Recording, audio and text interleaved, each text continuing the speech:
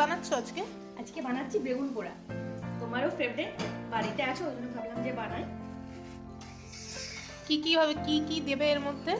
এর মধ্যে দেবো পেঁয়াজ কুচি, কাঁচা লঙ্কা কুচি, শুকনো লঙ্কা ভাজা আর নুন। লাস্টে মাখার পরে একটু দেবো কাঁচা সরিষার তেল।